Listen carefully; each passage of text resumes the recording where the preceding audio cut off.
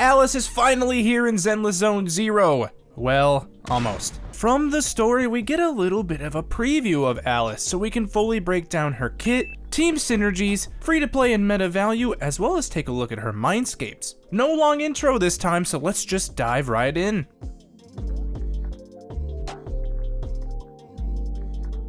Alice is our adorable bunny thiren S-rank physical anomaly character from the Spook Shack. We can already see from the preview that she has a pretty strong, easy to understand kit. There are two really important concepts to touch on. First, take a look at this meter under her character profile picture and you'll see the blade etiquette meter. Each bar portion of this meter represents 100 blade etiquette with a total of 300. From the core passive, we can see that she gets blade etiquette from a few different sources. Whenever she hits an enemy, she'll build up blade etiquette, as well as when she triggers an assault through anomaly buildup. When you have all 300 blade etiquette and this meter starts to glow, you can unleash her big damage. This will come in the form of basic attack Starshine Waltz. Holding down the basic attack button will charge up this move up to using those 3 bars, and it kinda reminds me of Miyabi's basic attack. Plus, wow, the absolute aura. When you use the finishing move of this 3-stage charged basic attack, it'll trigger a new special assault effect called Polarized Assault.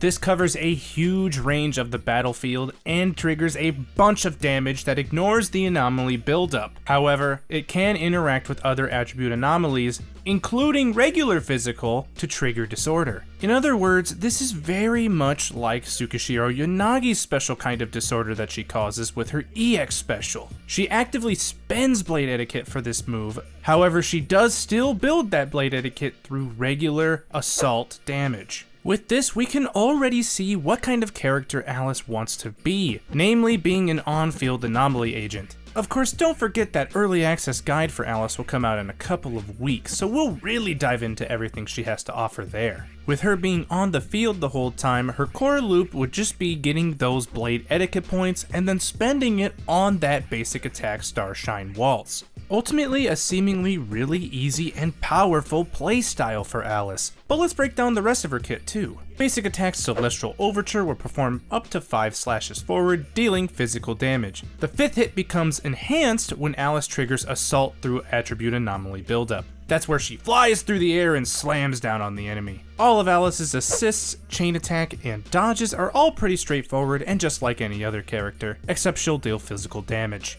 Her regular special attack, Piercing Dawn, also won't really get a lot of use, but it does have that perfect dodge built in, which can lead straight into a 5th hit of basic attack. Alice has 2 different EX special attack animations, Aurora Thrust Northern Cross and Aurora Thrust Southern Cross. These are functionally exactly the same. They can trigger perfect dodge, restore 10 blade etiquette, and will deal massive physical damage. But since she is so trained in the art of fencing, Northern Cross is activated by holding the joystick forward and pressing special attack. This will be that quick thrust animation through the enemy. On the other hand, if you don't move the joystick or drag it backwards, you can press special to activate Southern Cross, which will be a back away slash, then a thrust forward. I personally kinda like this as an extra detail to her combat, and it really ties in with her fencing theme. When your decibel rating is at 3000 aka max, you of course know exactly what time it is. It's time to press Q to activate Ultimate Starfall Finale. This animation is absolutely immaculate and will deal powerful slashes at enemies in a huge area, dealing massive physical damage. Plus, this will give you 200 or 2 bars of blade etiquette. Overall, we see that her combat loop will involve getting that blade etiquette and then spending it on that huge basic attack insane damage. We pretty much already discussed core passive Twin Rainbows of the Sword Heart, and this first part is a little bit wordy. Basically, when any squad member inflicts a physical anomaly, Alice will deal additional damage. This triggers roughly every 1 second of its active physical anomaly duration. And the rest of this is just the calculation behind it. Every roughly 1 second will be 2.5% of that original physical anomaly damage, and if they're already suffering from physical anomaly, disorder damage kicks in. The disorder damage multiplier will increase by 18% per 1 second remaining of the physical anomaly duration, up to a maximum of 180%. The middle portion of this text just talks about blade etiquette, and the last portion just talks about polarized assault's damage calculation. The only other thing to note is that when Alice triggers assault on an enemy, her physical anomaly buildup rate will increase by 22.9% for 30 seconds, and note that none of her skills are maxed in this trial period. Additional ability Mystery Hunt will activate when another character in the squad is anomaly or support. When anyone in the squad triggers disorder, Alice will immediately gain 30 blade etiquette. Plus, for every point above 140 anomaly mastery, she will gain 1.6 anomaly proficiency.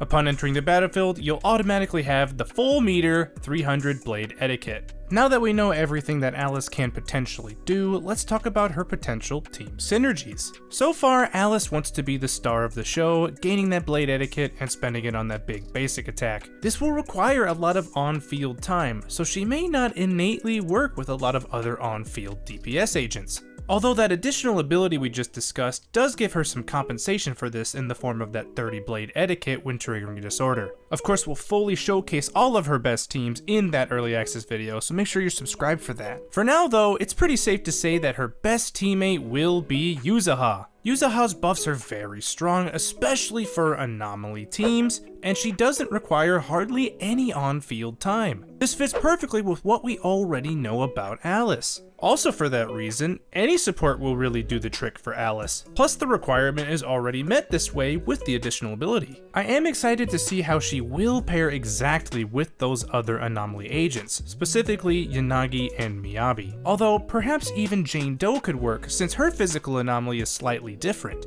Bernice and Vivian will both work really well with Alice just because of their off-field playstyles as well. This also gives her really powerful meta value, but I do want to discuss the free-to-play side of things a little bit. Anomaly agents are a little bit tricky when they release, just because of how specialized they can be. While Alice already will do monumental damage, you may not fully be able to optimize her without some of those limited agents, specifically in the anomaly category. As such, if you're a newer player and don't have a lot of these anomaly agents, it may be much better in your interest to get a more general unit like Yuzuha, who is currently running. But it should still be said that every account should have a powerful anomaly squad, especially for the endgame content like Shiyu Defense or Deadly Assault. But if you're like me, it doesn't matter what Zenless releases, cause I'm gonna pull for them anyway, just because of how peak their character designs are. After all, that is the true meta, just pulling whoever you enjoyed the most. Let's now wrap things up with talking about Alice's Mindscapes. Mindscape 1 gives Alice 25 more blade etiquette whenever she triggers polarized assault from that big basic attack. Also, when she triggers assault on an enemy, the target's defense is reduced by 20% for 30 seconds. Mindscape 2 is, wow. This gives her ultimate the ability to trigger polarized assault, squad member assault damage increased by 15%, disorder damage against enemies suffering from physical anomaly by 15%, and Alice will immediately gain 1000 decibels when entering the battlefield. With Mindscape 4, Alice will ignore 10% of the target's physical resistance, and that enhanced flying through the air basic attack Celestial Overture accumulates 25% more physical anomaly buildup. Mindscape 6 gives Alice a brand new victory state whenever she uses that charged basic attack Star Sign Waltz or Ultimate. For you Honkai Star Rail players out here, it basically turns her into Fei Xiao, because she'll do follow-up attacks every time a squad member lands a hit on the target up to 6 times. This effect can trigger once every 1 second, is guaranteed to crit, and will deal physical damage equal to 3,300% of Alice's anomaly proficiency. Plus, if you get the victory state again, it will refresh this 6-time count. That is one deadly scared rabbit. By any means, that's it for this first impressions look at Alice. She ultimately looks very powerful, but I want to hear from all of you guys. What do you think of Alice? Are you gonna pull for her and Yuzuha? Let me know in the comments below. If you found this useful in any way, please make sure to like the video, as well as subscribe for the early access guide